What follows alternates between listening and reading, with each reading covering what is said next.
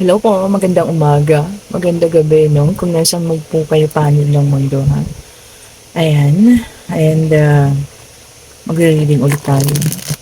Ayan, nawiwili ako dito sa ating White Tarot card kasi parang napaka-accurate nung mga nababasa niya lately ano. Kasi binabasa ko po yung mga comments section and, ang dami pong nakaka-resonate. Maraming nagsasabi na parang sa kanila yung reading, parang personal reading na, gano'n po ano. So, natutuwa ako dito sa ating white tarot card. Kaya ayan, siya muna ating gamitin sa ngayon. Ipapakita din sa naman itong ating white tarot card. Ha? Okay. Knock 3 times para po ma-cleanse. Ayan. And ulitin ko po ha, salamat po sa lahat ng nagsusubscribe. And konting-konti na lang, 2,000 na tayo ha. And ayun nga po, nakapag-decide na ako ha. Magpaparapol po tayo ng tatlong evil eye. Ayan. Ayan na. Yung mga gusto pong sumali sa raffle, message niyo po ako sa messenger ha. Tapos, bigay niyo po sa akin yung full name niyo. And then, ilalagay po natin sa ano. Siguro mas maganda kung sa isang box, no? Dito tapos makikita niyo talaga na bubunutin natin. And, eto, same din pala yung evil eye. At saka po ng, siguro isang, amethyst. Yan, amethyst muna na bracelet ha. Oo, ayan ha. Tatlong evil eye, isang amethyst. Ayan. At saka siguro kung ano, meron po may gusto ng ating healing oil. Oh, ayan ha. Ayan, marami tayong ipaparapol. Basta nakaabot tayo ng 2,000 ha. So, ayan, excited ako. Kasi parang ano na lang, tinignan ko siya kanina, no? Parang 13 na lang ba? Parang something ganun na, no? 13 subscriber po and 2,000 na tayo. Akalain mo nga naman ano, sa loob ng 4 months po magiging 2,000 yung aking subscriber. Dati tatlo lang po yan yung ako, yung anak ko. At saka po yung, sino ba yung isa? Yung kaibigan ko yata, katrabaho ko po. No, pinilit ko pa yun ha, para mag-subscribe. Pero ngayon, tignan nyo naman ha. Ibig sabihin, sabi nga nung mga kawork ko, ibig sabihin yan, marami naniniwala, maraming nagtitiwala, at maraming alam na, maraming nakaalam na totoo yung mga sinasabi ko raw po. Oh, di ba po? Ang ganda naman nun. Yun nga yung sabi nila sa akin. Kasi nagulat talaga kami kasi talagang wow, in the span of parang 4 months, naging 2,000 yung subscriber natin ha. Ayan po. And meron na naman pong ano rito ha, union. So, check pa nga natin. Oh, Page of Cups. And Four of Wands. And si King of Cups. Okay. King of Cups kasi natin is medyo emotional to na tao. Nandun ang Page of Cups. Tingnan nyo kasi nakaganon. So nag-o-offer. And then syempre, ang ating Three of Cups is always a celebration, no? And pwede rin a reunion ng maaaring magkakilala, ganyan, matagal lang magkakilala or dating mag-partner, ganyan ha. Okay, so some of you magkakaroon ng maaaring reunion ha sa mga dating kakilala, kaibigan, ganyan. And some of you naman, matutuklasan yung ugali ng inyong mga partner na pagiging emotional. King of Cups kasi masyado rin emotional to Oh. Tignan nyo. Basta alam niyo yon yung water sign. Kadalasan po sa water sign talaga, super emotional. Ayan. And ito, ang ating Four of Wands, nakita niyo naman, which is ano to, no? Fruitfulness and abundance. So, maaari may kaugnayan to dito sa ating King of Cups na who is very emotional. Maaring ito yung kasama niyo na kadiling ninyo sa buhay, ha? Ayan, na kailangan ninyong siguro habaan yung pasensya. Kasi nga sobrang emotional nitong taong to na makapagsalita ka lang ng kaunti kumbaga sumasama na yung loob ha. Pero itong unang-una natin is nakita agad natin na magkakaroon ng celebration. Ayan. Pwedeng birthday, binyag, pwedeng ang tawag dito, graduation, pwede rin reunion, ayan, magkikita-kita ang mga friends, basta celebration po siya ha. Kung sino man yung mga nakaka-relate dyan, comment down below, baka may pupunta kayong celebration. Okay, check pa nga natin, mga incoming situation ha. Oh, ito na naman, lumabas na naman siya, no? Meron na naman tayong 8 of Cups, ayan. And dito naman, merong parang malungkot siya, no? So, may malungkot na parang aalis dito, ha? Ayun, parang yung kahapon kasi pagod eh. Kaya gusto lang magpahinga eh. Ayan, meron naka-resonate dun, ha? Parang ilan sila nagsabi na totoo. Parang pagod na sila at gusto niya lang muna makapagpahinga. Ito naman, parang totally na merong aalisan na isang lugar ha. Parang lilipat, ganun. Or pwede rin trabaho, lilipat ng hanap buhay ha. Okay, check pa nga natin. Ano tayo magiging mga situation ninyo, no? Mga paparating.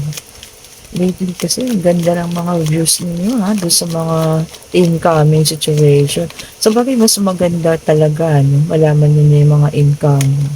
Sige, tignan nga natin. Tignan nga natin. Oops, tignan nyo, nag-flip talaga. Oh, this is 7 of Swords. So, meron na naman dito ingat po ha, lalo na yung mga nakikipag-dealing sa may mga kakausaping tao, baka mamaya maling tao yung makausap ninyo ha, pwedeng maloko kayo, maaaring kung merong magbibenta ng mga property sa inyo, sasakyan, lupa ha, i-check nyo pong mabuti yung mga papeles, okay? Kasi this is trickery or panluloko ha.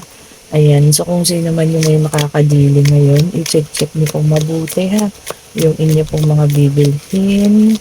Ayan, kung mga gamit-gamit naman yan, baka yung, kung alam niyo yung mga tawag dito, reseller. Ayan. So, ingat-ingat po, ha. Tingnan nyo rin yung kukuhanan nyo ng items. Baka mamaya, lokohin din kayo po. Ayan. Nagpapasalamat po pala ako kay Ma'am Juby. Hello, Ma'am Juby. Ayan, so nag-avail siya ng ating 3 set ng bracelet, no? Isang set na yung kinuha niya. Citrine, rose quartz, at saka po ng amethyst. Ayan, so binigyan ko siya ng mga freebies. Binigyan ko po siya ng ating isang evil eye, tapos binigyan ko siya ng healing oil, and binigyan ko rin siya ng free reading. Di ba? Bundle na yun ha, sulit bundle yun. Kaya kung sino po may gusto ng ating package dyan, i-message nyo lang po ako sa Mystic Tarot. Ang laki na po ng savings ninyo nun. Sinasabi ko sa inyo. Kasi ang evil eye pa lang po natin, magkano na yan. Tapos may discount pa yung 3. Kita nyo yan. Okay po, message nyo po ako ha. Kung sino po may gusto ng ating mga merchandise. And kung sino po may gusto ng ating private reading. Ayan, Thursday ngayon. So, hanggang bukas po ay wala tayong trabaho. So, ayan, mahaharap po kayong lahat. So, kung sino gusto po magpa-reading ha. Message nyo po ako kung sino may gusto ng private reading, love reading, ng full reading. Ayan po ha. Gising ako hanggang mamaya po, siguro mga 1 a.m. Ayan, hanggang bukas po yan ha. Friday, mas maganda. Absorb ko yung mga energy ninyo. Okay. So, ayan, kung sino yung mga nakaka-resonate po, ha? Comment down below. Comment tayo dyan, ha? Okay. Kung sino may gusto ng ating mga bundle dyan. Ayan. Salamat po, Ma'am Judy, sa pag-avail. Thank you so much po, ha? Ayan. Kanina lang yung comment siya sa akin. Ayan. And nagustuhan na silang 3. So, binigyan ko na lang po siya ng discount. Ayan. Alam niyo naman tayo, hindi naman tayo mga ganun sa pinagbibentahan alam niyo naman yan, ginagawa ko lang yan kasi nakita ko talagang malaking tulong din siya opo, nakakatulong talaga siya na maraming nagmamanifest na maganda ang citrine, rose quartz, and yung amethyst, no? Maganda yung pinagkukuhanan ko po, maganda yung energy ng mga taong pinagkukuhanan ko yun ha. Okay. But parang wala nang gusto lumabas. Wala nang gusto mong situation. Wala na kaya kayo mga rito, mga pending situation ha. Ayan, tignan nga natin. Ayun. And the Hierophant, ayan. Meron dito mas tawag dito, magiging more on palasimba, ganyan. Magiging mas malapit kay God. Kumbaga dati, hindi natin pinapansin. Kumbaga, hindi nga tayo nakakaalala magsimba eh. Pero ngayon siguro magkakaroon ng situation na magiging mas malapit kayo sa Diyos. Okay po? Magkakaroon ng situation na ganyan ha. Na yung talagang yung faith ninyo eh. Talagang sobra-sobra yung faith ha. Kung ano man yan, napapagdaanan ninyo, talagang tama po ang ginagawa ninyo ha. Kumapit lang tayo sa Diyos at tayo maniwala sa Kanya na malalampasan po natin lahat-lahat yan ha.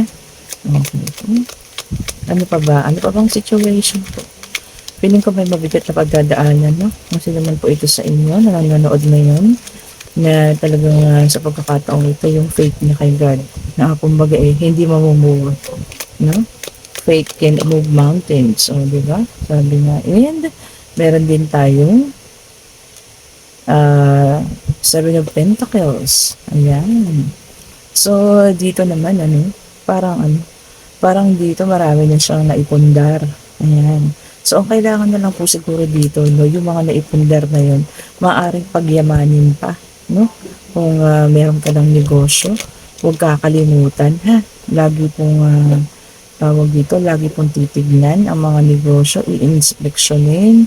Kumbaga, huwag ipagkakatiwala ng basta-basta po, ha? Kung kayo po ay meron ng negosyo, no? Kumbaga, ang ibig sabihin, maging hands-on ka po, ha? Kita nyo kasi siya, yung pala, talagang siya yung nakahawak. Kumbaga, kung ano yung, parang ano kasi yung nagtatanim. Kumbaga, kung ano yung gawain siya talaga, hindi niya ipinagkakatiwala sa iba. So, kailangan, kung meron na tayong negosyo, kung meron na tayong pinapalago na kahit ano, kailangan maging hands-on po.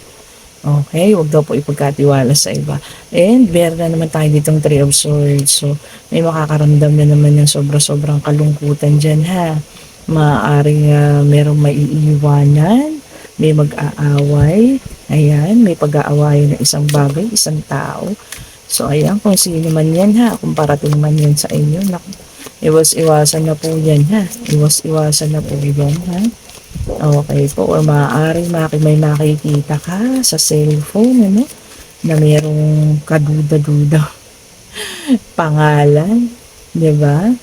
Nung tinawagan mo, nakalagay paring boy, tapos tinawagan mo, babae, babae pala si paring boy, mga ganun situation na pinapatawa ko lang po, kaya joke lang po. Pero, di ba, ganun po eh, makikita mo, office, nakalagay, numero office.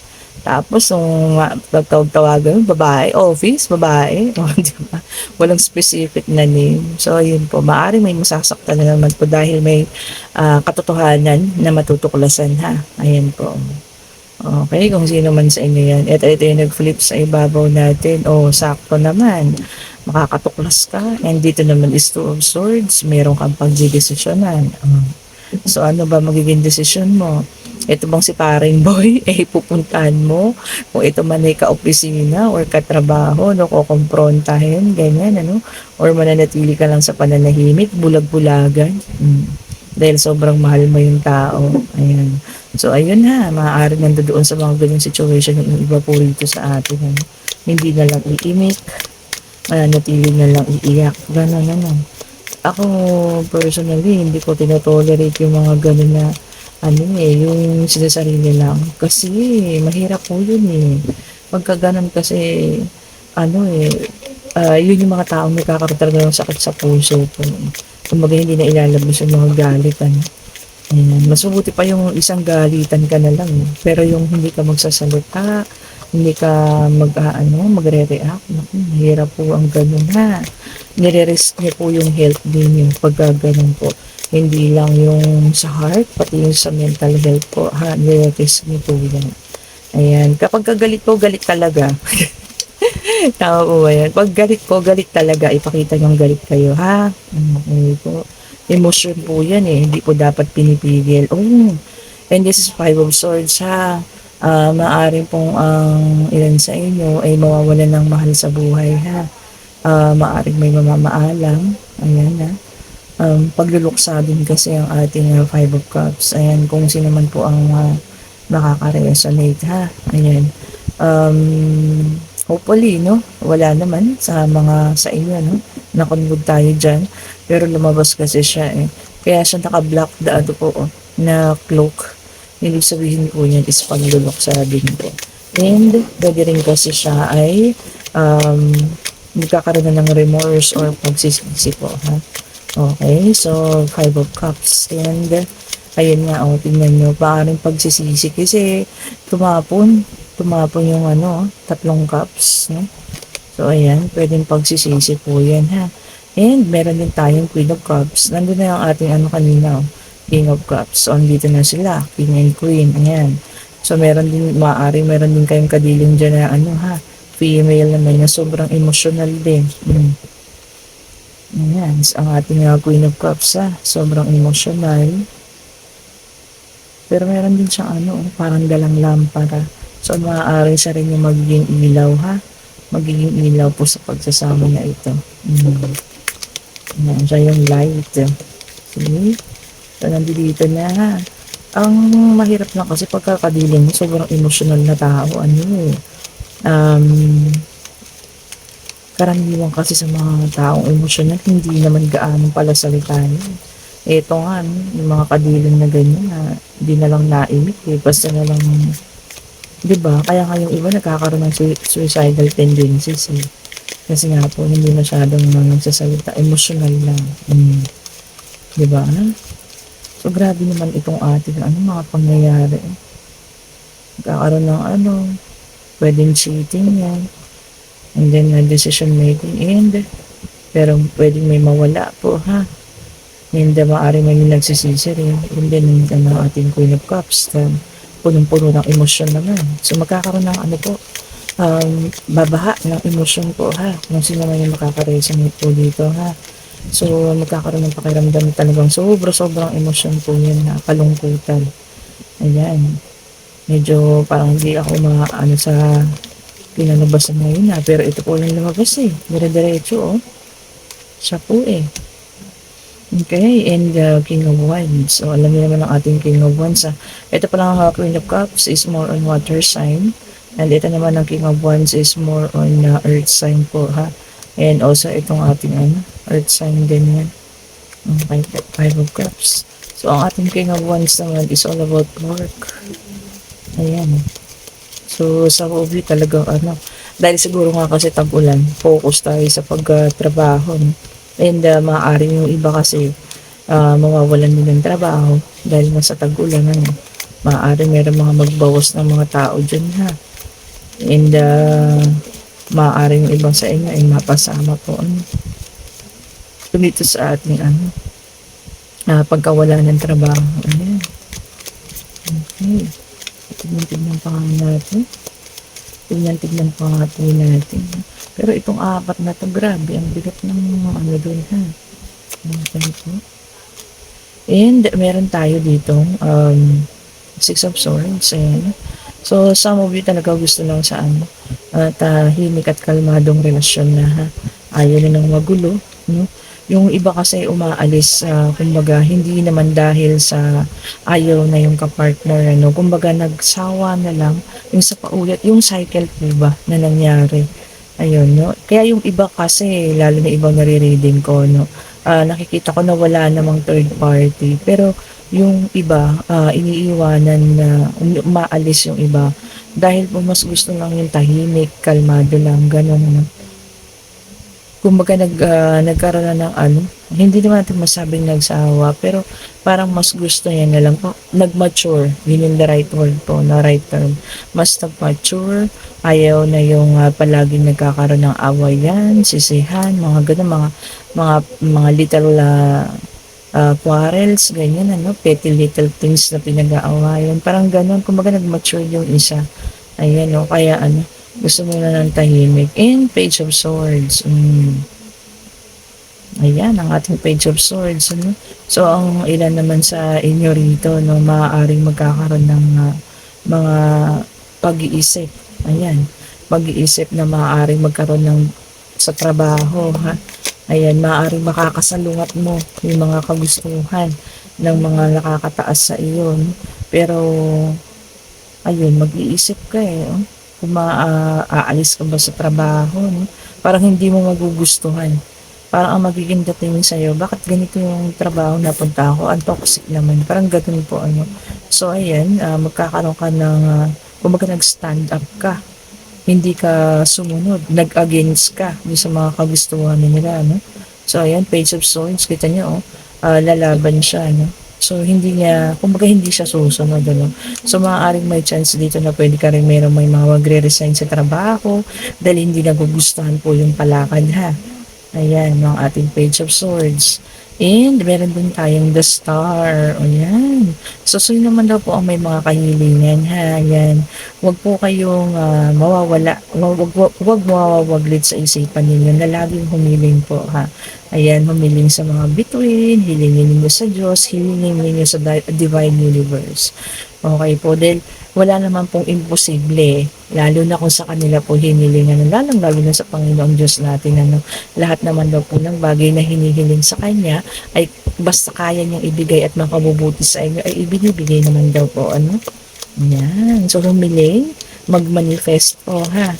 Wala pong ibibigay ang ating Panginoong Diyos, lalo na kung para po talaga ito sa inyo. Ito ang layo ng warahan natin. So, nag-flip siya, no? Okay, so nakita nyo yan, ang ating, this is 5 of Wands. Oh, maaaring iba sa inyo rito, masangkot sa gulo, ha? Mga chismis-chismis dyan, maaaring ikaw mapagbintangan, ha? Maaaring ikaw din ang sabihan nila at ituro, napasimuno ng kung ano man, ha?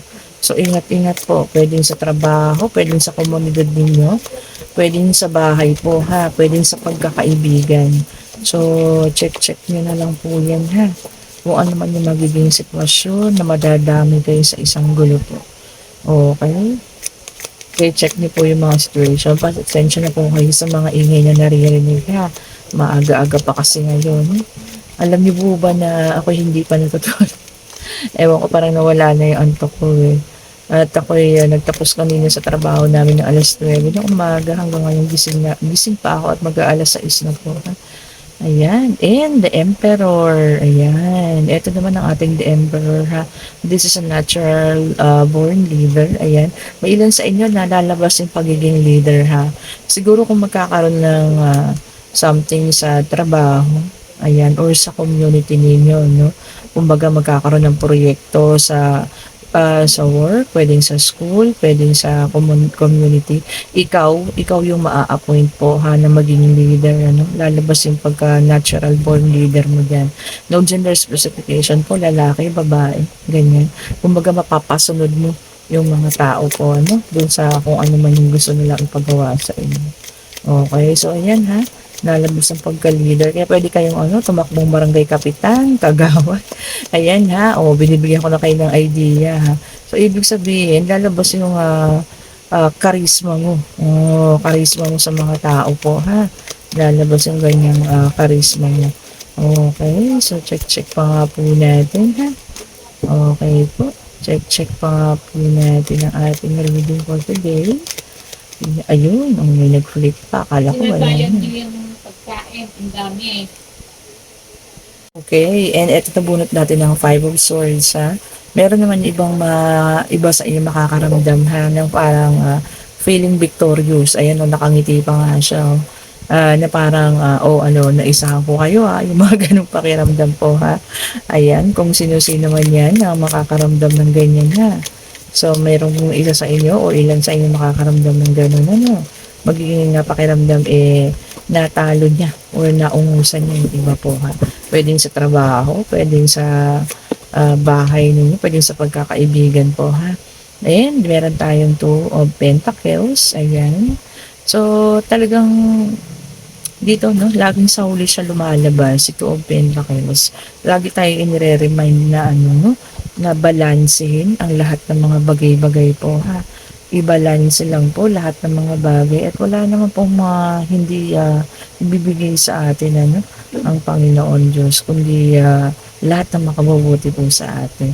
I-balance po ang paggamit sa financial, ayan, sa relasyon, ayan, sa pagtingin sa mga tao, no? Ayan, huwag puro puso, huwag naman puro isip, no? Kailangan balance. Okay, so maganda ha. So eto na naman, naghanap tayo ulit ano or nag-check tayo kung ano yung mga reading na maaaring karugtong po ng mga situation ninyo ngayon ha.